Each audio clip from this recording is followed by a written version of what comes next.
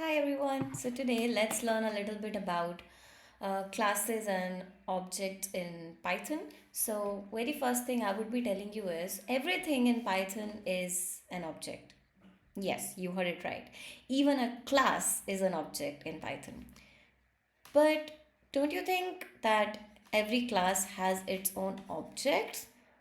What am I saying that class is the object itself? That's strange, right? Yes, because there is a class called type. It's not a normal class, it's a meta class, right?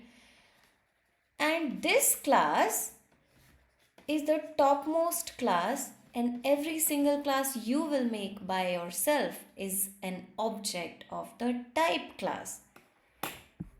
Now, do you know this thing that even str is a class, right? We call it a type, right? But it's a class. Now, do you see something like similar here, that you have been calling str string as a data type, right? Now I'm telling you that type is a class, right? Now let me show you one thing.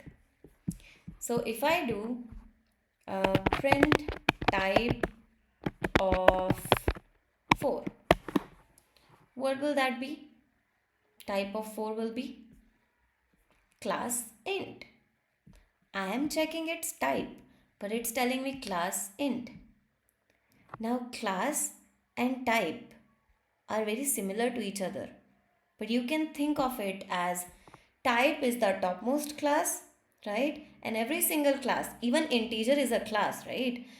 Every single class is coming from the type class, right? Is a part of a type class. So now you know that type is the topmost class. So even if I show you one thing here, I have this person class, I have this object.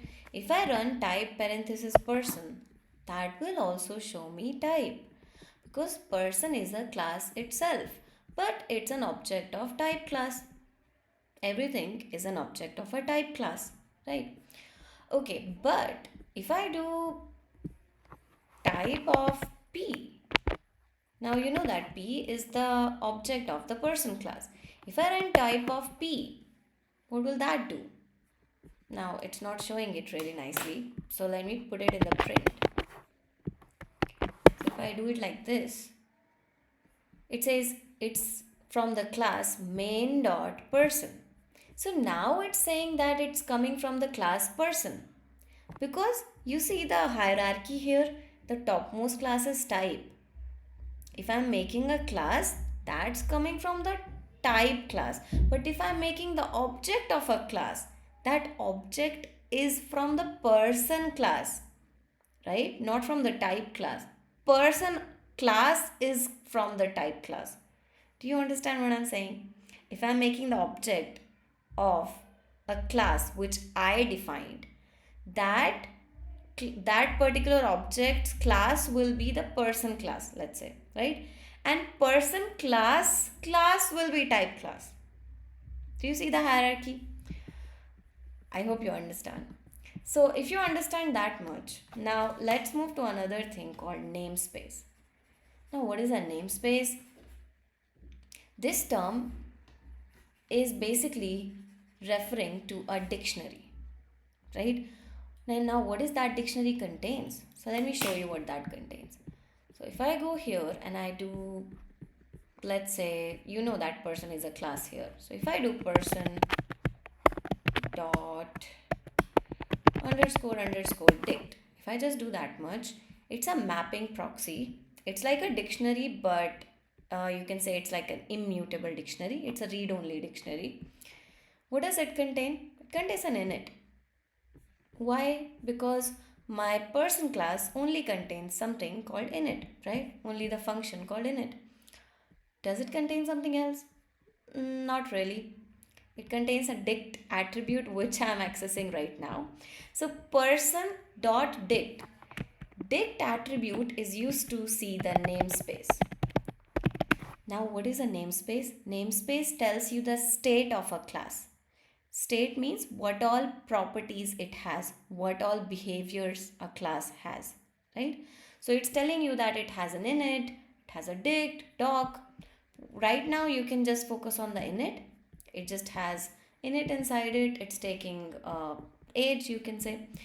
Now you know that p is the object. If I do p dot dict, now what am I going to get? I'm going to get only the age, because this age property is the property of the instance. It's not the property of the class itself. You see, I'm writing it as self.age, right? So self.age means, self means object or instance. If I'm doing self.age, age is the property of the object of person's class. So if I'm doing p.dict, that is showing me age only. The p object doesn't have anything else inside the namespace, inside the attributes of it. It just has age right now. But let's say I do something else. I say self dot or let's say, like, what should I put, marks equals 45.